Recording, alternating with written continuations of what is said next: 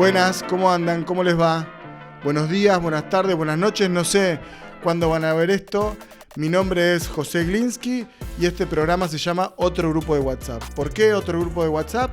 Bueno, después de un largo debate con el equipo de producción, el extenso equipo de producción, llegamos a la conclusión de que era la mejor forma de darle un marco a aquellas cosas que nos determinan la vida, ¿no? Porque los grupos de WhatsApp, familiares, de trabajo, de algún modo son los que nos permiten ir sorteando los desafíos de la vida cotidiana y además nos dan un marco de identidad, ¿no? Nos ponen en un lugar. Si perteneces o no perteneces a un grupo de WhatsApp, puede cambiarte la vida.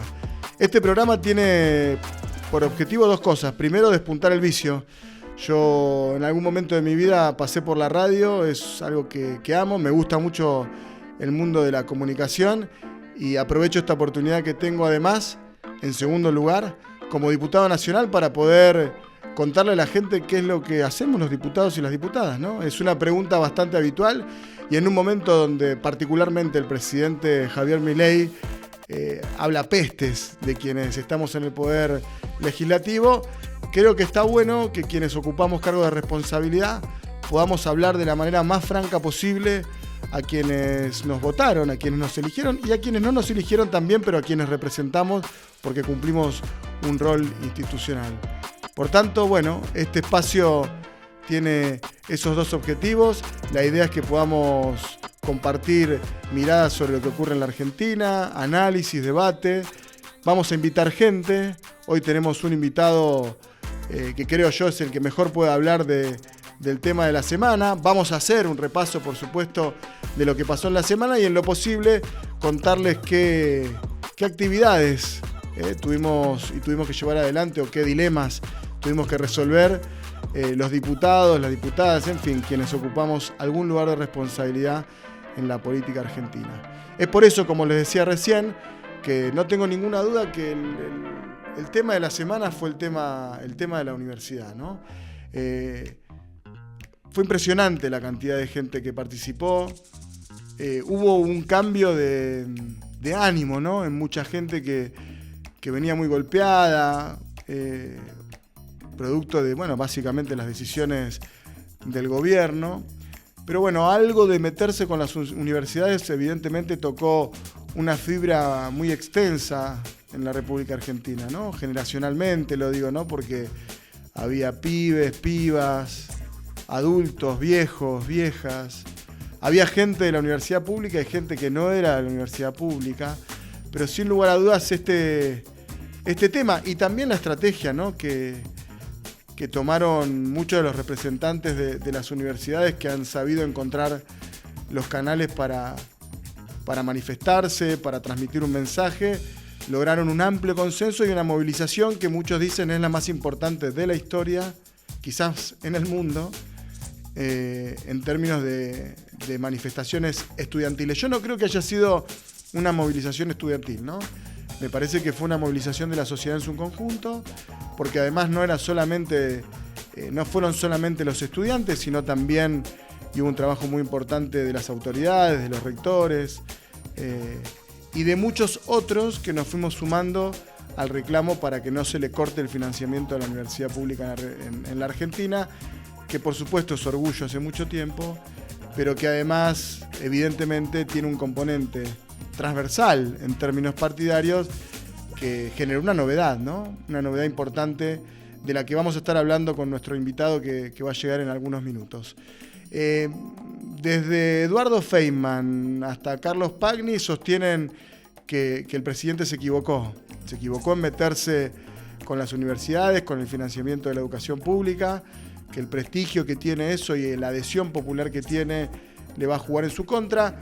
Yo creo que es todavía prematuro, ¿no? Que tenemos que evaluar que sin lugar a dudas la movilización fue muy importante, pero también hay que decir que el presidente la sigue subestimando en el sentido de que publicó, no sé si lo vieron, un meme hecho con inteligencia artificial del león, de él, no sé si desayunándose o merendando lágrimas de zurdos, ¿no? Esa herramienta habitual que usa el presidente para responder a situaciones en las que se ve algo incómodo.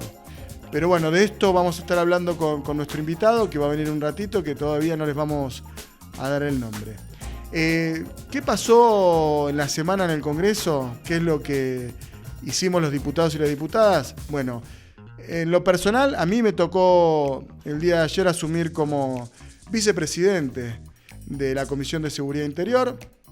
El presidente es del PRO, le tocó al PRO, yo soy del espacio del peronismo, de Unión por la Patria, y en el reparto, un poquito arbitrario que están haciendo las autoridades del Congreso, Martín Menem, de cada una de las comisiones, bueno, los compañeros y compañeras de Unión por la Patria me honraron con el cargo de la vicepresidencia primera de esta comisión, que va a tener bastante laburo, ¿no? Porque el gobierno tiene muy en claro que tiene una política de control de la calle, mediante el protocolo que sacó el Ministerio de Seguridad.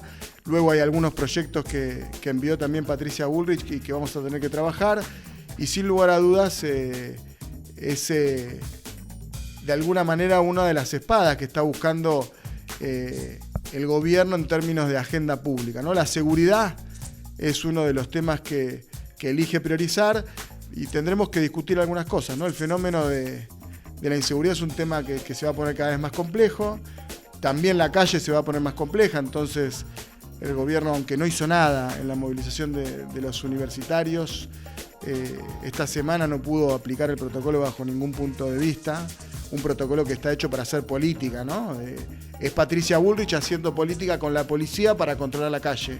Creo que ese concepto tiene que quedar claro, y en este caso fue tan masiva la movilización universitaria que no pudo hacer nada. Pero volviendo a lo del Congreso, además tuvimos una sesión fallida que buscó principalmente otorgarle el financiamiento a las universidades públicas de la Argentina.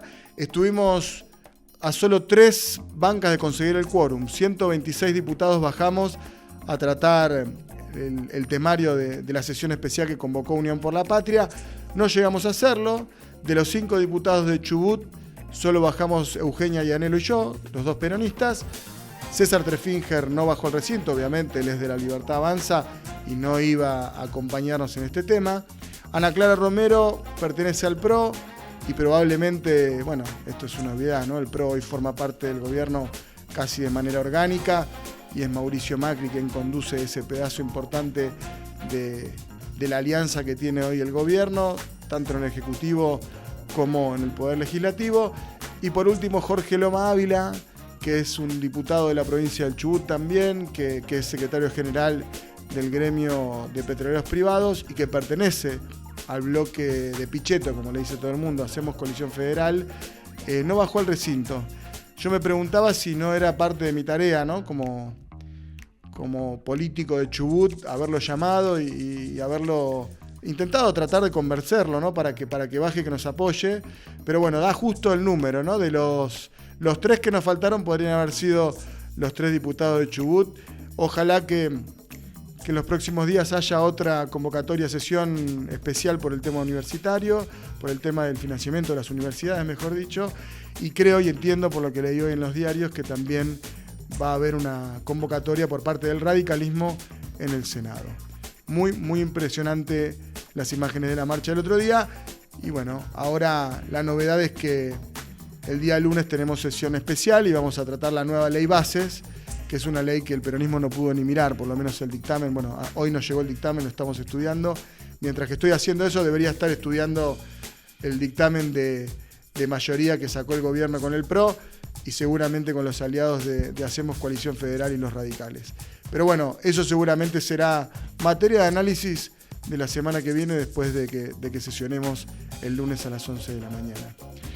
Esta semana, además, los judíos es otra de las cosas que de los temas que a mí me interesan hablar siempre, por esa rara combinación que tengo entre ser peronista, progresista, judío, de tener un vínculo muy fuerte con Israel. Esta semana los judíos celebramos Pesaj, ¿no? Y quizás este año tenga alguna relevancia distinta porque el presidente ha decidido, creo que yo, con convicción de fe, ¿no? Acercarse a la religión judía, acercarse al mundo judío, tener un vínculo con Israel de mayor cercanía, también en términos de política exterior. Los temas judíos son temas que volvieron a la agenda en la Argentina. En alguna oportunidad vamos a hablar del tema, nos viene acompañando, ¿no? Hay algo de la agenda judía y de la agenda política en la Argentina que está sin resolver y que se cuela también, ¿no? En la grieta y en los clivajes políticos de la Argentina. Desde el atentado a la Embajada de Israel, a la AMIA, pasando también por el memorándum con Irán, por la muerte de Nisman y este nuevo capítulo que tenemos un presidente que quiere ser judío. Ha puesto esta agenda sobre la mesa. Y la verdad es que me parece relevante, ¿no? Porque en la fiesta de Pesaj los judíos celebramos la libertad porque es el fin de la esclavitud. Y en la Agadá, que es el libro, ¿no? El Seder, el orden que se lee en la cena de Pesaj, se cuenta esa historia, pero se cuenta también con algunos principios muy interesantes, que es que no hay libertad sin hambre. La fiesta de Pesaj, además, es una fiesta vinculada a la educación, porque son los padres que le transmiten a sus hijos cuál ha sido, ¿no? Esa historia de libertad, del fin de la esclavitud, de lucha. Y me parece que es muy pertinente, sobre todo por dos cosas, ¿no? Por la situación que está viviendo la gente que más necesita. Ayer escuchaba a una señora que contaba en un móvil de la tele que ella ahorraba comiendo una sola vez por día. El otro día me contaba también mi novia, no me maquillé, Tamara, pero bueno, va a haber algún reflejito. Me contaba mi novia incluso que su madre, que tiene una jubilación mínima, eligió qué medicación comprar y tuvo un pico de presión. Y por otro lado, como decía recién, como es una fiesta vinculada a la educación, creo que es muy pertinente. Pero bueno, como el presidente es judío, también usa las metáforas de Pesaj para expresar sus ideas y su mirada sobre las cosas. Y esta semana tuvo una reunión muy importante en el sur en la que le habló a los empresarios y les dijo esto. Lleva al pueblo hasta el Mar Rojo y le piden que lo abra. Y Moisés golpea el báculo y le dice, abrí. Y le dice que se manden. No. Le dice, no, que lo abra y entramos. Y le decía, no. Tienen que tener fe, tienen que mandarse, tienen que entrar y cruzar. Y el agua no se abría. Y ahí, cuando Nahshon, el príncipe heredero, se lanza... Esto es la historia de Pesaj, ¿no? Y cree y confía, se abren las aguas y ahí se da la liberación final. ¿Qué quiere decir eso? Acá está la abuela. En algún momento van a tener que poner las pelotas, van a tener que invertir, se van a tener que jugar para que se abran las aguas y seamos libres. ¡Viva la libertad, carajo! En esta estoy con Milei un poco. Digo, ¿no? En esta estoy con Milei. El chabón juntó a su orga, ahí tenemos un tuit del amigo Marcos Schiavi que me pareció espectacular, ¿no? Dice Flor de Orga y la foto del foro Yao Yao. Le mandamos un saludo también a Ezequiel Ersach, un amigo que es parte de la organización. Digo, juntó a la orga a su espacio de apoyo político, ¿no? Que es ese sector empresario de la Argentina, y le dijo: inviertan. ¿A usted le gusta lo que estoy haciendo yo? ¿Le gusta como gobierno? ¿Le gusta que soy...? Bueno, no importa, ¿no? Esa calificación después para mí es un poco despiadado, ¿no? Un poco por demás, pero digo, ¿les gusta lo que estoy haciendo? Le dicen los empresarios, bueno, inviertan. Es tanto un desafío que es conducir su orga, ¿no? Ahí en la foto está en el medio, está con Eduardo Elstein, que es el promotor, el organizador del foro Yao Yao. Por supuesto participaron otros empresarios conocidos de la Argentina, como Marcos Galperín de Mercado Libre y demás. Pero no, a mí no me interesa detenerme en la parte moral, ¿no? El juzgamiento moral, sí en la acción política, ¿no? Acá Milei le dice a los empresarios, bueno, juéguensela. Es un tema, es importante, ¿no? Es algo que en la política argentina todavía no ha resuelto, que la sociedad argentina no ha resuelto, que es convencer de alguna manera de un proyecto común a los empresarios argentinos y que no sean mezquinos. No quiere decir que no ganen plata, pero que tenga de alguna manera esa corporación, ¿no? Empresaria, un sentimiento patriótico. Y aquí Milei les dice, ¿no? Inviertan, pongan los huevos que hay que poner para sacar por lo menos a la Argentina adelante de su perspectiva, ¿no? Por supuesto, las diferencias ideológicas las tenemos, pero las vamos a discutir en otro momento. Pero también en el foro Yao Yao, Milei hizo mención a algo, a mí me pareció tremendo, porque ayer en el Congreso discutíamos, ¿no?, una ley antimafia que mandó el gobierno, ¿no? Y el tipo al mismo tiempo manda el mensaje a los empresarios que le dice que los que fugan son héroes. Y no solamente le dicen a los que fugan son héroes, sino que le dicen que además no le importa de dónde viene la guita. O sea, por un lado, y ni hablar del paquete fiscal, ¿no?, y del blanqueo tremendo que hay en el paquete fiscal, que no indaga bajo ningún aspecto de dónde provienen esos fondos que el gobierno está proponiendo blanquear. Digo, escuchemos a Milei porque lo que dice me parece de otro planeta. Entonces ponen controles de capitales. Y entonces el que fuga, digamos, ya es un delincuente. Es un héroe. Esto es buenísimo. Digo, logró escaparse de la garra. Yo cuando lo escuché, no, ustedes se ríen, pero digo, no lo podía creer. Así. Digo, o sea, digo, ¿qué le recomendarías a tu cliente? Digo, yo ahora me pongo el traje de economista. Digo, a tu cliente, el presidente, chabón. A tu cliente, dice. Bueno, digo, eso después se figura como fuga.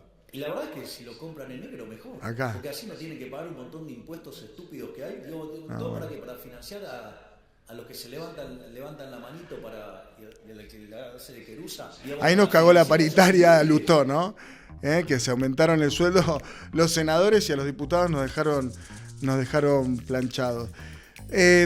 La realidad es que Milei, nada, en su mar de contradicciones, lo que sí hay que decir es que el tipo es verosímil, que dice lo que piensa y que se cagan las contradicciones que tiene, ¿no? Porque celebra a los fugadores, no le importa si hay guita de lavado de dinero, te manda una ley antimafia, pero de algún modo ha logrado que su stand-up funcione y que sea verosímil para la sociedad. Y también lo que me parece verosímil, lo dije hace un ratito, es en eso de que él efectivamente siente con convicción de fe ser judío. Y para cerrar, si yo no me equivoco, creo que es lo último, hay un tuit de esta semana, en realidad una publicación de redes de Jorge Macri que yo la verdad que tampoco puedo creer. O sea, esto lo vi ayer, no lo podía entender. La publicidad que hace Macri de cómo saca a patadas en el culo a la gente que vive en situación de calle, yo no lo vi. O sea, cuando nosotros mirábamos a Capusotto, ¿no? A Miki Vainilla, esto nos resultaba absolutamente inverosímil que pudiera pasar algo así por un político, digamos. Imagínate hasta dónde está corrido el arco que el jefe de gobierno de la ciudad de Buenos Aires puede publicar algo como eso. El banco vacío y el banco con una persona durmiendo. No lo puedo creer. Bueno, pero esto se inscribe en la saga de la gente que vive en los cajeros automáticos. Macri ya lo había hecho. Bueno, hasta acá el resumen que hicimos de nuestra semana. Espero les haya gustado. En un ratito viene nuestro invitado, Felipe Vegaterra. Ha sido muy solicitado en los últimos días para poder explicar qué es lo que está pasando en la UBA en particular. Él es el director del CBC y además es el vocero de la UBA.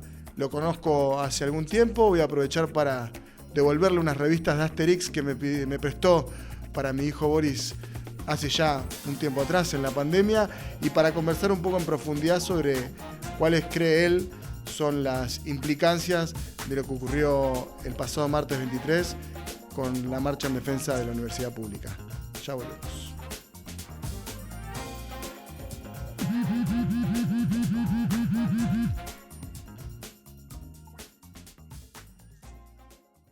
Bueno, como habíamos anticipado que teníamos un invitado, es Felipe Vegaterra. Bienvenido, Felipe, ¿cómo te va? ¿Cómo andas, José? ¿Todo bien? Todo bien. Bueno, Felipe es un amigo, es parte de la comunidad whatsappera, digamos, que tengo en mi núcleo de contacto. Nos conocemos hace algunos años atrás, hemos compartido algunas... ¿Te cociné una vez? Cocinaste, pulpo, te hice, ¿no? Un pulpo traído de tus tierras, muy bueno. Exactamente. Bueno, cumplo primero con lo personal. Acá lo muestro a ver si se ve. Le estoy devolviendo las... Ahí está. Uy, mirá el bardo que hice, no importa. Las Obelix que me prestó para mi hijo Boris, en realidad se las prestó a mi hijo Boris en la pandemia. Devuelvo libros, esto tenía que tener registro. Eso es casi un récord, porque nunca nadie lo devuelve. Nunca. No. Bueno, buenísimo. Felipe, gracias por venir. Felipe Vegaterra es politólogo, es el director del ciclo común básico de la UBA. Yo digo, es el vocero, es el Adorni de la UBA, ¿no? ¿No te gustó? No, tanto no. ¿No te gustó? No, tanto no. Pero bueno, ha tenido protagonismo muy importante en los últimos meses porque antes incluso de que se profundice el conflicto del gobierno con las universidades nacionales, ya habías empezado a hacer un poco de medios y demás. ¿Cómo te sientas ese rol? Bueno, es una parte, ¿no? De la política. En democracia, el espacio público Sí. es un espacio fundamental. Y bueno, el espacio público en este momento de la historia de la sociedad en la que vivimos es la opinión pública, los medios. Así que es una parte, está bueno. ¿Te sentís cómodo? ¿Te Sí. gusta? ¿Te gusta o no? Porque hay algo de los medios que te tiene que gustar hacer. ¿O sentís que es parte de la tarea más operativa, digamos? Me gusta el lugar en el que estoy. Me gusta mucho la universidad pública, me gusta la UBA, y entonces, bueno, las ideas que tengo para decir y para defender las siento con mucha convicción. Entonces eso ayuda también a que ir a discutirlo y a debatirlo con quien sea más fácil, ¿no? ¿Pasaron 48 horas de la marcha del otro día? ¿No? 40. Hoy es jueves, digamos, ¿no? No sé cuándo va a ver la gente esto. Viste, yo estoy más acostumbrado a la tele, ¿no? Al vivo, a lo que pasa, pero bueno, Sí. esto no sabemos cuándo lo va a ver, pero hace 48 horas fue la marcha. ¿Qué título le pones a la marcha? Yo creo que fue una movilización ciudadana inédita, te diría.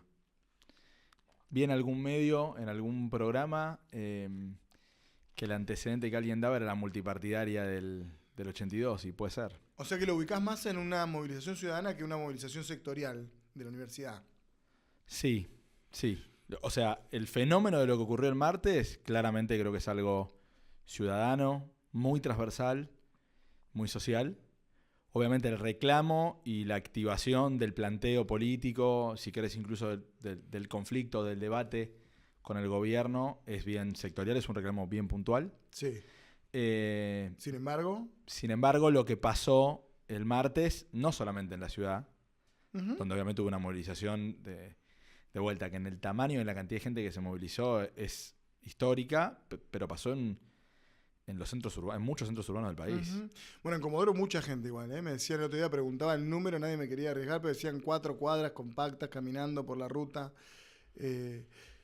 No, yo creo lo mismo. Lo que sí me parece, estamos a 48 horas y esa cosa histórica, ¿no? ¿Cómo podés considerar que es algo histórico a 48 horas de haber sucedido? Digo, hay algo de eso, ¿no? Que a mí todavía me deja como con algo de precaución, ¿no? Porque, a ver, en Chile las movilizaciones de los estudiantes terminaron llevándose puesto un gobierno, ¿no? Es decir, tuvieron otra característica, me da la sensación. Pero Sí. tiene ese germen, ese inicio ahí en lo educativo, en lo universitario. A ver, y acá me corro un minutito del rol por ahí de dirigente de la universidad o de funcionario de la UBA. Vos traes el ejemplo de Chile. Pensándolo más del análisis político, también hay que mirarlo con precaución eso, porque vos decís las movilizaciones universitarias se llevaron puesto un gobierno. Bueno, yo te diría que más que llevarse puesto un gobierno, construyeron un gobierno muchos años después. Por el de Boric, decís. Claro. Entonces, está bien eso que planteás, me parece interesante, ¿eh? Más bien en Chile nadie se llevó Está bien. nadie se llevó puesto a nadie, ni a un Piñera en el momento de la crisis Exacto, eso más es verdad. aguda del Eso es verdad. 2019-2020, nadie se llevó puesto. O sea, el sistema político chileno lo procesó de alguna manera. Lo que sí es cierto es que un tema de mucha sensibilidad en un país de clases medias urbanas, desarrolladas, crecientes, porque el retorno a la democracia para acá Chile es un país cada vez más urbano y con cada vez más clases medias, Uh-huh. la cuestión universitaria es un tema muy sensible.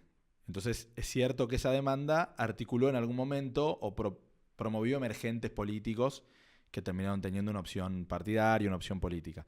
Yo creo que nosotros estamos lejos de eso, en el sentido de que además son cosas que se producen a veces sin que los actores que están implicados Lo busquen. se lo propongan. Exactamente. Digo, nuestra intención desde la Universidad de Buenos Aires y desde las universidades públicas, nacionales, creo que la UBA obviamente por su tamaño, porque está en la Ciudad de Buenos Aires, por lo que representa, un poco lidera el proceso, pero que hay un montón de otros y otros actores también de todo el país.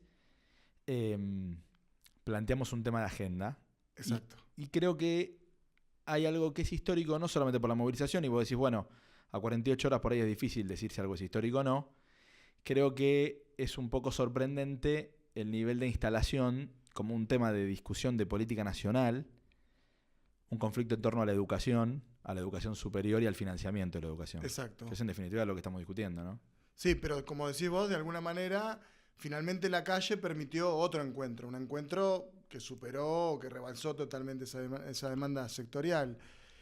Ahora, hoy lo escuchaba López Murphy temprano, como con cierta queja respecto de la utilización política, partidaria, ¿no? de la movilización. ¿Vos creés que eso sucedió, que eso está presente, que la dirigencia política aprovechó digamos, sin un juzgamiento moral, lo digo, sino que... No, analítico.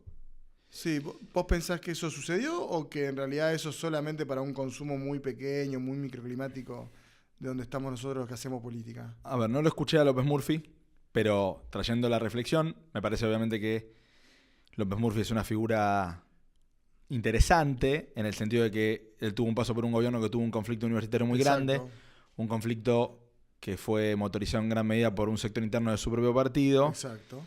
Y además me parece que es un personaje interesante porque tiene una trayectoria larga en política, en el sentido, ¿no?, de que hace mucho que está en la escena pública, que ocupa roles de representación de algún tipo, y que uno podría decir, bueno, se emparenta en algún punto con cierto ideario del gobierno actual, sin embargo tiene muchas críticas. Entonces me parece que es interesante.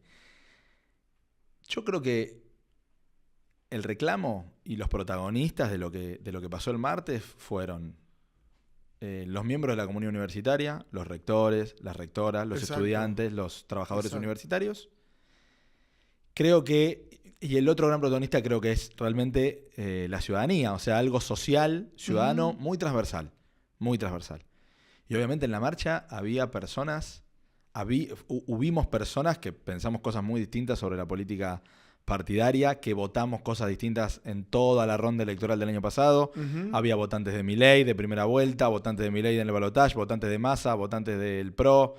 Había de todo. Entonces creo que hay dirigentes políticos que van a la movilización, también muy plural. O sea... Sí, yo pensé igual, ¿no? Sergio Massa, Axel Kicillof, Rodrigo de Loredo, Martín Lustó, Horacio Rodríguez Larreta. Si lo amplías un poquito y te alejas de quiénes fueron a la movilización y lo amplías a quienes se expresaron sobre el tema, sobre la demanda y sobre el conflicto puntual, se extiende aún más eso. Digo, Miguel Ángel Pichetto, Diego Guelar, incluso, bueno, declaraciones de personas que están cercanas a la órbita del gobierno, que plantearon el conflicto existe, con ese nivel de inflación. Bueno, en los medios, ¿no? Para mí, a mí la nota que más me llamó la atención fue la de Feynman, ¿no? Porque jugó muy, muy, muy a favor de la movilización. Como la editorial, digamos, del día anterior. Sí, una nota de opinión en Infobae. Sí. Y además hay un análisis político medio transversal también a varios medios, que es que el gobierno en algún punto no lo ve, no ve el conflicto, no ve profundización de este conflicto. Bueno, el tuit de Milei, o la publicación de Milei del león tomándose las lágrimas de los zurdos como respuesta a la movilización, de algún modo, bueno, habla de cuál es la mirada o la no mirada o la no ponderación de parte del presidente, creo que particularmente de él, de que esto lo puede afectar o no, digamos, ¿no? O vos no ves así, digamos, Pagni dice eso, creo que Fidanza dice lo mismo, ¿no? Como que el gobierno no ve una amenaza ahí. Yo creo, y de vuelta, poniéndome en la mirada del analista, que no todo lo que los políticos dicen es lo que los políticos piensan, ¿no? Entonces, bueno. Me quedo ¿Eso con... lo ves bien o mal? ¿Vos decís, hay un déficit ahí o no? No, bueno, es parte de la actividad política. Es parte de la actividad política. Bueno, yo digo la verdad, le aviso a la gente. No, está bien. Vos también tenés un rol raro, tenés un doble rol. Está bien, pero está bien igual. Pero no, me parece que hay algo que es interesante y es, lo escuchaba a Pagni el lunes, que además de ser un periodista y un analista, es un intelectual, es un profesor fue un profesor universitario, fue investigador, trabajó en la Universidad Nacional de Mar del Plata, en la UBA. O sea, tiene una mirada parecida a la de la reflexión, del análisis de la academia. Él decía, bueno, esto antes de que ocurriera la marcha, ¿no? Y después el jueves también saca una nota de opinión, hoy en la Nación, donde también lo plantea. Sí, lo plantea de nuevo. Dice, bueno, hay algo que compite con que se lleva, que hace un cortocircuito con una idea muy arraigada de la sociedad argentina. Él habla de la figura de mi hijo el doctor, cita a Florencio Sánchez, ¿no? Sí. Trae algo de la literatura para pensarlo. Sí. Y yo creo que ahí él registra registra correctamente un código profundo, porque estamos en un momento donde hay fragmentación, donde hay polarización. Total. De opiniones, de opciones electorales. Total. Y Sí, es una combinación, ¿no? No es, hay veces que no hay fragmentación y hay igual polarización. Ahora hay polarización con fragmentación. Tal cual. Que es algo no tan habitual. O sea, No, y es transversal a todos los espacios políticos. Hace un rato lo decíamos también en el editorial, es decir, las internas del peronismo, que el peronismo, viste, se martiriza, se pega unos latigazos en la espalda y digo, pasa en todos lados, ¿no? Bueno, a ver, se fracturó el bloque del oficialismo hace una semana, no recuerdo cuándo. Entonces, el radicalismo está también... El PRO también, el PRO hay una parte que está en un bloque, otra parte que está en el bloque del PRO. O sea, digamos, en ese marco, creo que Pagni le acierta algo que es, esto toca una fibra profunda de identidad que esté identificado socialmente y entonces por eso hace ruido lo de las universidades, digamos, por decirlo así en el título. Yo creo aparte que eso se correlaciona con algo que no solamente tiene que ver con los idearios sociales o con la identidad cultural del país, que obviamente es muy fuerte, que es esto de la idea de, bueno, hay un camino posible que potencialmente está al alcance de todos para tener un proyecto de vida, para imaginarse su futuro, que es mejor, que es con progreso, que es pensando en una vida con mejores condiciones materiales, con mejores condiciones culturales, que es la universidad, sino que además coincide con algo objetivo y es la educación superior, las universidades públicas, son percibidas por la sociedad y objetivamente lo podemos medir, si no es el mejor bien público que provee el Estado argentino, pega en el palo. Digo, más allá del objetivo, en términos simbólicos, sin lugar a duda. Y también hay valoraciones objetivas que lo permiten pensar. O sea, nosotros tenemos, te hablo del caso de la Universidad de Buenos Aires, ¿no? Me interesa. La Universidad de Buenos Aires está rankeada entre el 1% de las mejores universidades del mundo. O sea, el ranking más importante que mide la educación superior en el mundo es el ranking QS. Ajá. Es un ranking que se hace en Inglaterra, la consultora Coker Simons.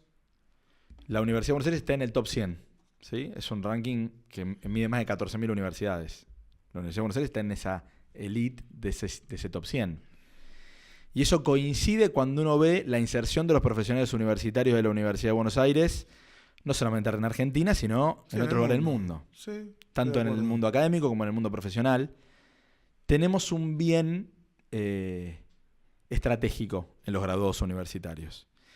Y eso es a lo que el Estado te ofrece de manera gratuita, que ha tenido políticas, más o menos después podemos ver cómo fueron variando esas políticas a lo largo de los últimos 20, 30 años. Sí. Pero hay algo que se mantuvo y es que el acceso a ese bien público, el Estado lo provee y lo garantiza.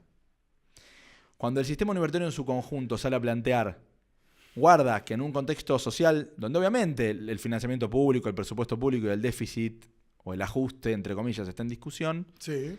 las universidades planteamos, ojo que en esta línea ese bien público está en riesgo. Y ahí me parece que es donde se produce ese cortocircuito, ¿no? Pues la gente, que es una gran entelequia, ¿no? Digo, socialmente hay algo de, no, pará. Yo reconozco que esto es un bien público, Total. que es bueno, que es de calidad y lo quiero seguir teniendo.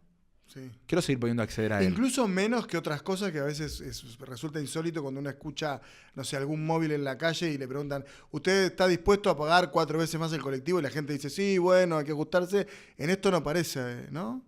Ahora, ¿cabe alguna de las críticas que se hacen, digamos, respecto de cierto elitismo o, en su defecto, de que las universidades públicas son un lugar y un refugio para que inmigrantes de otros países latinoamericanos, sobre todo, vengan a estudiar? Digo, son cosas que uno escucha, ¿no? Que forman parte de ese debate público, ¿no? Sí, a ver, yo lo primero que quiero decir, me parece importante, es la universidad, como otras instituciones públicas, tienen que ser parte del debate público y uno tiene que estar abierto y es bienvenido y es sano que se debatan todas las cosas que hay para debatir, digamos, o que sectores quieran debatir. Me parece que en ese sentido, a lo largo de estas 2 semanas, sobre todo, en las que el conflicto fue escalando, sí. Las autoridades nacionales no tuvieron esa política, tuvieron más bien una política errática. Sí, no supieron bien a dónde ubicar, ¿no? El blanco, porque si era la guita, si... Primero no había problema. No es cierto que hay un problema de financiamiento. Exacto. Después Bueno, está el tema de los extranjeros. Discutamos eso. Sí. Después, no, llegamos a un acuerdo y lo solucionamos. Que las universidades iban a desmentirlo. Sí. No había problema. Después había problema y estaba solucionado. Después apareció el tema de la transparencia, las auditorías. Y el tema del adoctrinamiento también circuló en el medio. Es verdad. Entonces, que fue decís, errático. Yo no, de verdad. sí, che, hay 5. ¿Cuál es el debate que querés dar? O sea, hay 5 debates, todos medio cambiando uno atrás del otro. Entonces, sobre el tema extranjeros, que es uno de los temas que me planteabas y me parece que es importante, yo tengo varias cosas para decir, por lo menos. Me parece importante porque no es algo que yo haya elaborado, no me detuve a pensarlo, pero es algo que lo veo, lo escucho, lo siento, ¿no? Cuando uno debate con gente que no está en el mismo grupo de WhatsApp que discute estas cosas. Y aparte... algún meme que viene ahí, digamos, hay como una cierta acusación de casta para la dirigencia o la gestión de la universidad, y al mismo tiempo como una lógica también más xenófoba respecto del rol, ¿no?, de la universidad pública. Y hay un racional, digamos, que uno dice, bueno, en un momento de escasez, que es lo que pasa en un momento de escasez donde estamos discutiendo dónde podemos o no invertir el dinero público, exacto, ¿a quién se lo damos? ¿A dónde lo destinamos? Sí. En el sistema universitario nacional, el porcentaje de estudiantes extranjeros ronda el 4%. ¿Ok? O sea, de todo el sistema universitario público, que son un poco más de 2 millones de estudiantes en la Argentina. 2 millones de estudiantes en la Argentina en el sistema público universitario. Sí, 2 millones, un poquito más. ¿Y 2 en millones. el privado, sabes, no? Sí, 600.000 más o menos. O sea, el universo de estudiantes universitarios, esto es de grado, posgrado, etcétera. Sí, supera un poquito los 2.500.000. Ok. La enorme mayoría va a universidades públicas, ¿sí? De ese porcentaje a nivel sistema, el 4% aproximadamente, puede variar algunos puntitos más o menos, algunas décimas más o menos según el año, son extranjeros. Entonces, yo lo que digo es, está bueno debatir el tema y se puede debatir, pongámosle tamaño al debate. Bueno, pero a mí, yo que vengo del palo de la seguridad, me pasa lo mismo, ¿no? Sí. Es el mismo debate tanto de extranjería para la comisión de delitos como para la baja de la edad de imputabilidad. Bueno, es decir, claro. ¿qué del universo del delito, del mundo del delito, cuántos delitos cometen menores de edad? Y en algunos casos es 0,8. Porque yo no sé, hace mucho que no miro el número, pero nunca supera, nunca es significativo. Lo mismo con los extranjeros, ¿eh? Bueno. Y son los propios polis los que dicen, no, los menores, no, los extranjeros. Bueno, a ver, yo creo que es interesante, ¿por qué? Porque como decía algún cientista social, si entender el mundo fuera entender lo aparente, bueno, no habría necesidad de ciencia, exacto, de reflexión científica de ningún tipo. Exacto. Entonces, lo primero que me parece importante decir es, bueno, es el 4%. En la Universidad de Buenos Aires es mayor el número, ¿sí? Está en torno al 10%. Lo cual es lógico, porque la Universidad de Buenos Aires es considerada la mejor universidad del sistema, entonces cuando alguien viene, dice, voy a hacer una inversión, estudio en la UBA. Sí. ¿Por qué digo esto? Porque discutir el arancelamiento o el tipo de acceso que tienen los extranjeros a la universidad en la Argentina no resolvería el problema del financiamiento. Cero. De hecho, uno tendría que... Es más ideológico, decís vos. Sí. O ideológico, o un escape, un atajo para tratar de poner otro debate. Cuando nosotros planteamos el debate del presupuesto del financiamiento, tratás de tirar una diagonal. Exacto. Después hay otros debates que exceden largamente la cuestión de la universidad. Y es que la inmigración, o sea, nosotros tenemos como país una política para la inmigración. Sí. Que es una política bastante inclusiva. Es decir, es relativamente fácil venir a la Argentina y hacer otras muchas cosas aparte de estudiar en la universidad. Sí, trabajar, tener acceso a la salud, etcétera. Básicamente residir y trabajar. Sí. Y además eso, y hago una analogía con lo que planteaba Pagni, sobre la universidad, también tiene raíces profundas, culturales en la Argentina. Ajá. ¿No? O sea, la generación del 80 tuvo una política migratoria de acceso, o sea, de invitar a otras personas a vivir. Está en el preámbulo de la Constitución. Total. Recomiendo mucho una novela de Hugo Alconada Amón, se llama La ciudad de las ranas. Nunca la leí, sé de su existencia, pero la leí. Buenísima, que cuenta, de alguna manera es un reflejo de la inmigración italiana. Ajá. En 1880, en esa década. Cuenta otras cosas. Él es un fanático platense, ¿no? Cuenta varias cosas de la ciudad de La Plata, pero da un poco cuenta del fresco de época. Entonces, nosotros en las universidades tenemos una política donde los extranjeros pueden acceder, porque hay una ley de inmigración en la Argentina que establece que es muy fácil para un extranjero tener una residencia temporaria, poder trabajar, poder residir en Argentina y también inscribirse en una universidad pública y en el sistema educativo en general. Entonces, creo que es un debate que está bien tenerlo. Es un debate totalmente distinto al del presupuesto. No va a resolver la cuestión del presupuesto en las universidades, del financiamiento de la educación superior. Y en todo caso se tiene que tener en el Congreso y es un debate más amplio, ¿no?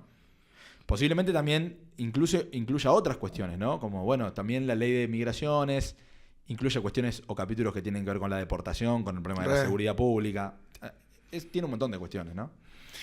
Che, y volviendo al tema más de la composición de la marcha y el movimiento ciudadano, a mí se me plantea algo que es, bueno, cómo se moviliza la ciudadanía y el pueblo argentino de cara a su diálogo, que a veces es más tenso y otras veces menos, con el gobierno, con un cambio real que hay en el ejercicio del poder y demás. Y el próximo 1 de mayo hay una marcha convocada por la CGT. ¿Marida eso con el mundo de las universidades o no? ¿O no marida? Digamos, ¿no? Porque la CGT se manifiesta a favor. Yo he visto en todo el país también dirigentes, sobre todo del movimiento sindical, involucrados en la movilización. De hecho, los sindicatos universitarios han trabajado mucho para la movilización. Digo, ¿hay algo ahí que puede maridar? ¿O ves que digamos, la CGT se lleva la marca hacia lo partidario, hacia la casta, digamos, ¿no? Te saca de la ciudadanía y te lleva a la casta. No, a ver. Yo no diría que te saca de los ciudadanos y te lleva a la casta. No me atrevería a hacer esa afirmación porque creo que es una representación legítima. Así como es tan legítima la agenda que representa el presidente o la Libertad Avanza o ese movimiento que terminó ganando una elección presidencial. Ganaron. Creo que es totalmente legítimo y que representa un montón de gente. También la CGT representa a otra gente con otra agenda y posiblemente que tenga mayoritariamente otra alineación partidaria o haya tenido otra alineación partidaria. Sí creo que lo del martes es una marcha que más allá de las adhesiones, realmente fue una marcha cuya agenda, lo que hace que acordemos un montón de personas para movilizarnos, es decir, lo que rompe el dilema de la acción colectiva, que hace que uno asuma los costos de ir a una marcha con todo lo que eso implica, es bien puntual. Por supuesto hay algo profundo para pensar porque no tenemos muchas coincidencias en Argentina. Es raro pensar algo en lo que vayan a coincidir. Voy a caricaturizarlo. Ricardo Gilavedra y Daer. Dice, bueno, ¿por qué motivo Daer y Gilavedra opinarían parecido sobre el tema? Le plantearían una posición o un reclamo, una demanda parecida al gobierno e irían a la misma marcha. Y bueno, creo que hay pocas cosas aparte de la universidad. Por lo menos hasta acá. Pero me parece que claramente que la marcha del martes fue una marcha donde está sobre la mesa el motivo por el cual se movilizó la gente. Y ese motivo es un motivo que vos creés que es una limitante de algún movimiento ciudadano que pueda tener otro destino o no. Digo, esa demanda específica de presupuesto universitario que consiguió porque toca la fibra más profunda, porque que hizo coincidir a toda esta gente a nivel dirigencial y también a nivel social, ¿no? Como decías vos, el que votó a Milei en primera vuelta, el que lo votó en el balotaje, digamos, de hecho fue parte de las consideraciones de quienes analizaron el tema, eso en particular respecto de quiénes eran los que habían ido ahí, a quién habían votado. Digo, esa demanda puntual, ¿vos crees que va a ser una limitante o que puede ser de alguna manera un puente hacia una configuración política distinta de la Argentina?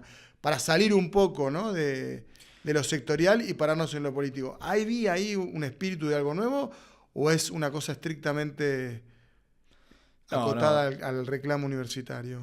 Hoy creo que fue algo que los dueños, entre comillas, son claramente los universitarios, por decirlo en un sentido amplio, y que se circunscribe ahí. ¿Qué puede pasar hacia adelante? No lo sé. También me parece que hay una dinámica que hay que tener en cuenta, que toda la dirigencia política la tiene que tener en cuenta, y es que en muchas ocasiones, bueno,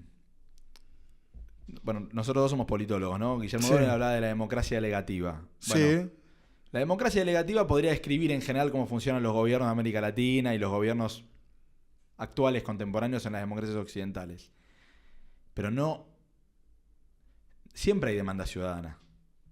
Los gobiernos no gobiernan solos. No gobiernan solos, no me refiero del Poder Ejecutivo. Dirigencialmente no gobiernan solos. Sí. Pasan cosas. Sí. La sociedad plantea cosas, plantea demandas. Y así como el kirchnerismo tuvo la 125 inesperadamente, que fue un reclamo sectorial, pero que tuvo apoyo social de lo más diverso. Sí, hay una cadena de equivalencia, diría la CLO, para seguir con algo así. Con el tema Entonces, politológico. Me parece que ahí hay también que observar un límite a... hubo un gobierno que ganó con una agenda, esa agenda públicamente es una agenda de reformas, es una agenda que plantea cuestiones vinculadas al déficit, a la administración de la macroeconomía. Pero no es sin límites. No es sin límites. Y los límites no son las instituciones tal como las conocíamos, por lo menos, o exclusivamente eso, ¿no? Es decir, hubo un límite, por ejemplo, en el Congreso, cuando, digamos, el espacio, sobre todo de Hacemos Coalición Federal y los radicales, dijeron la ley bases, no, nos falta discutirla, vuelve a comisión. Ahí hay un límite de parte del Congreso. Sería como un límite clásico, ¿no? O sea, como de vuelta, poniéndome en el analista político, uno te podría decir, bueno, federalismo. Exacto. Federalismo y división de poderes. División de poderes, poder legislativo. Exacto. O sea, un gobierno que no tiene mayoría legislativa, Exacto. un presidente que no tiene mayoría en el Congreso. Y que no tiene gobernadores. Exactamente. Entonces, federalismo, poder legislativo, ¿qué te da? Bueno, para sacar leyes tenés que negociar. Algo tenés que negociar. Exacto. Que es lo que pareciera que sucedió Pareciera hoy. que está pasando ahora, ¿no? Yo no tengo claro cómo está eso porque no lo sigo. No, nosotros de Unión por la Patria tampoco, ¿viste? Porque es como, todo sucede en otro lugar. No sucede con nosotros adentro, pero bueno. Bueno, ahí eso lo tenés más claro vos, digamos, pero que aparte, digo, trabajás de ser diputado. Pero exacto. Me parece que esos límites son un tipo de límites. Pero después también pasan cosas en la sociedad.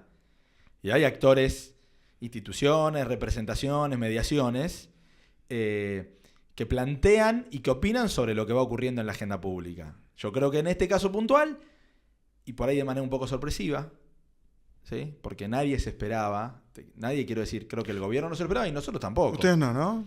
Nosotros hace 1 mes y medio, 2 meses, se conversaba con el secretario de Educación, o sobre todo con el subsecretario de Políticas Universitarias, y planteábamos una cuestión que es una demanda habitual de las universidades al gobierno de turno. O sea, ¿Vos conversás con Alejandro Álvarez? No converso habitualmente, lo conozco porque es colega y ha circulado por la facultad. ¿Politólogo? Es politólogo, sí. Bueno, es el hijo de Alejandro Álvarez padre, que era, ¿no? El Gallego Álvarez, claro. El Gallego Álvarez, uno de los dirigentes más importantes de Guardia de Hierro. Claro, como el líder, el fundador, ¿no? Sí. Un poco mítico. Sí. Dicen que tiene un recorrido que estuvo como cercano al kirchnerismo y termina, ¿no? De subsecretario de Política Universitaria. Sí, creo. Bueno, tiene un recorrido político en la universidad y en el peronismo. Sí, total. He conversado alguna vez con él. Digo, no converso puntualmente en el marco del conflicto por el presupuesto, de la cuestión presupuestaria. Pero te quiero decir, yo estoy en la universidad hace varios años. Empecé a estudiar y ocupé distintos roles. Fui consejero superior por el claustro de estudiantes, por el claustro de graduados. Soy consejero directivo por la minoría en mi facultad. O sea, estoy en la vida de la política universitaria. Y es la 6ª vez que nos veo a nosotros diciendo, che, hay un problema presupuestario. ¿Por qué? Porque la inflación hace que el presupuesto que se aprobó, o sobre todo que no se aprobó, porque esto pasa sobre todo cuando no hay presupuesto. No hay ley de presupuesto y se prorroga. O sea, yo recuerdo claramente conflictos similares en el arranque. 2016, o sea, cambio de signo político en el gobierno, presupuesto prorrogado, conflicto. En el arranque del gobierno de Macri hubo un conflicto grande, una movilización, paro que se cerraron las facultades de la universidad, o sea, muy grande. El gobierno tuvo mejor reacción, lo resolvió rápido. 2020, en pandemia, obviamente tal vez la gente no recuerda tanto porque... No tengo presente eso. También presupuesto prorrogado, conflicto. Era Trota el ministro. De vuelta, también lo resolvieron antes. Y ahora de vuelta. Y hay una constante, obviamente, que es que con un régimen de inflación alta, con presupuestos que se prorrogan... Bueno, pero le pasa a cualquiera... Exactamente. A ver, a mí me tocaba en la PCA, nosotros pasamos digamos, por dificultades presupuestarias, llegamos a tener el 97%, a ver si me equivoco, 97% del presupuesto en salarios. Para una fuerza de seguridad, o sea, no hay nafta, no hay auto, no hay pago del agua, de papel higiénico. Bueno, en el sistema universitario eso es una constante prácticamente, te diría. O sea, cuando uno ve más o menos la serie histórica de los últimos años, a nivel sistema casi el 90% va en salarios. Sí, le pasa a muchas dependencias públicas. Obvio, eso, ¿eh? Obvio. Sí. En un régimen de inflación así, cuando se te prorroga el presupuesto, el problema aumenta, porque en general la política salarial, lo que llama política salarial, va por otro se actualiza carril de alguna manera. Exacto, va por otro carril, va por la paritaria, medio que te la comés si sos el administrador. Te vino, che, hay que homologar este acuerdo paritario, arreglaron los docentes, arreglaron los no docentes. Te toca, es como un dato, es un presupuesto dado. Ahora, eso te achica también el otro margen del gasto operativo, de mantenimiento. Eso es un problema que también existe, pero yo creo que la otra cosa importante es que nosotros logramos, con la complejidad del tema, porque son temas técnicos de presupuesto, no es tan sencillo explicarlo y ponerlo a debatir en el ámbito público. Nosotros pudimos más o menos, creo que plantear que el problema tiene como 3 grandes aristas. Los gastos de funcionamiento, el presupuesto operativo. Una nota al pie que es el gasto de la función salud de los hospitales universitarios, que en la UBA en particular es enorme. Ajá. Y el tema salarial. ¿Por qué? Porque estoy hablando de comparar el crecimiento de los salarios de la administración pública en el gobierno actual. De diciembre a hoy, la pauta de aumento de los salarios de los empleados públicos estatales, sí, o sea, la paritaria que el gobierno negocia con ATE y con UPCN para hablar en criollo, principalmente, aumentó, voy a anotar, aumentó casi un 77%. En 4 meses. Exacto. Obviamente es un par de puntos abajo de la inflación, 15, 20 puntos abajo de la inflación, habría que verlo exactamente. La paritaria de los trabajadores universitarios, tanto docentes como no docentes, aumentó la mitad, 36. Entonces, obviamente eso va a ser crisis, porque es el doble de pérdida contra la inflación que el resto de los trabajadores. ¿Y el universo cuán significativo es para el gobierno? Digamos, ¿de qué estamos hablando? Sobre los empleados públicos en general. ¿Qué representan los empleados universitarios? No sabría decirte el número exacto, pero si estamos pensando en el presupuesto total a 2023, el final del presupuesto, o sea, con la política salarial adentro, es 1.385 billones de pesos. El año pasado fue el presupuesto total del sistema universitario. El 90 de esos son sueldos. Exactamente. Es un gasto, sobre todo cuando uno ve, se discutió mucho en estos días, cómo fue el superávit fiscal del gobierno. ¿Cómo lo hizo, digamos? ¿Cómo llegó? Bueno, la verdad que en jubilaciones y obra pública se va prácticamente todo. De universidades nacionales es el 2%. 2,3%. O sea, el 2% del ajuste total, estamos hablando. Es el 2%.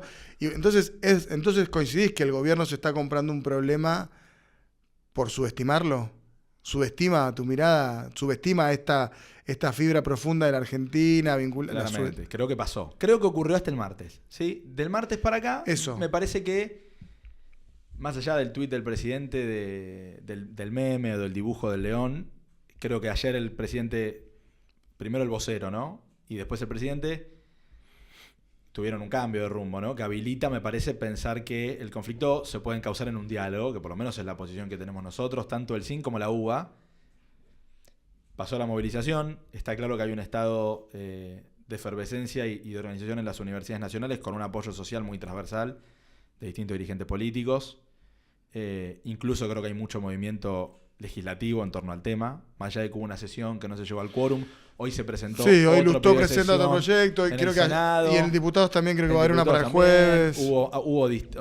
El presidente del bloque Hacemos Coalición Federal, que es Pichetto, se expresó públicamente sobre el tema y dijo hay que actualizar. El presidente de la Comisión de Educación, que es Alejandro Finocchiaro, que fue ministro de Educación de Macri, que es del PRO, habló del tema y si bien planteó varias cuestiones sobre la cuestión universitaria, dijo, la verdad que me parece que es un conflicto insensato, el gobierno tiene que dar una respuesta, porque con esta pauta inflacionaria es imposible que las universidades funcionen con el presupuesto que tenían el año pasado. Creo que hay mucho movimiento, me parece que el gobierno recalculó. Yo veo en el tuit del presidente, primero, hay una afirmación de decir, apoyamos la educación pública, lo dijo el vocero y lo dijo el presidente, no está en discusión que las universidades públicas tienen que estar abiertas y que no queremos cerrar ninguna. Y al final el presupuesto que las universidades necesitan para funcionar va a estar. Lo vamos a garantizar. Creo que ahora se abre un proceso de diálogo. Ahora hay que dialogar en discutir, cuál es ese número, cómo es ese número, de qué manera se da.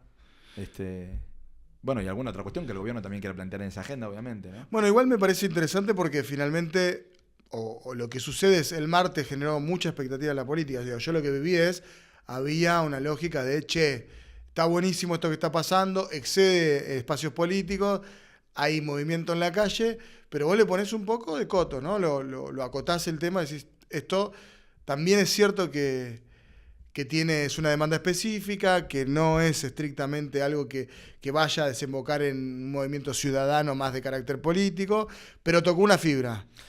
Sí, a ver, creo que podría... Si vos me decís, bueno, el gobierno va a avanzar con una agenda. Si el gobierno avanzara en una agenda de querer arancelar las universidades públicas, eliminar la gratuidad y el ingreso restricto, yo digo, bueno, no sé dónde termina. Exacto.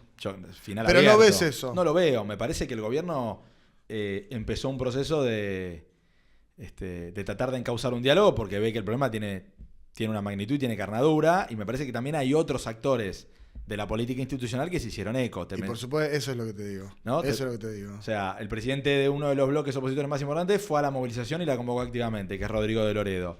El presidente del partido de uno de los partidos de oposición, que es Martín Lustó, fue también un activo partícipe. El presidente del bloque de los gobernadores de Hacemos Coalición Federal también. Bueno, los diputados de la coalición cívica también fueron. Sí, el peronismo fue entero. Sí, Juan Manuel López, Maximiliano Ferraro, que es un diputado importante de la coalición cívica, que aparte tiene una trayectoria en el mundo de la educación muy importante, porque viene de ese mundo. Es graduado de la universidad, fue presidente de la Comisión de Educación en la legislatura de la ciudad. Me parece que ahí hay... Sí, hay vasos comunicantes que no estaban tan fluidos, por lo menos en la oposición. Claro. Y que esto no. Che, bueno, Felipe, gracias, ¿no?, por participar de este primer capítulo de otro grupo de WhatsApp. Vamos a tratar de experimentar algunos canales de debate político. Este es uno de ellos. Pero si querés te sumo al grupito de WhatsApp. Sí, claro, sumamos, y aparte me volviste las Asterix, así que ahí ya hay un compromiso. Sumame. Pero ¿cómo es que decía Maradona? Yo me equivoqué y pagué, pero la pelota no se mancha. Las bueno, acá Asterix, está. las Las Asterix no se manchan. manchan. Bueno, hasta acá el primer capítulo de otro grupo de WhatsApp. Nos vemos cuando volvamos a grabar otro y lo subamos al canal de YouTube.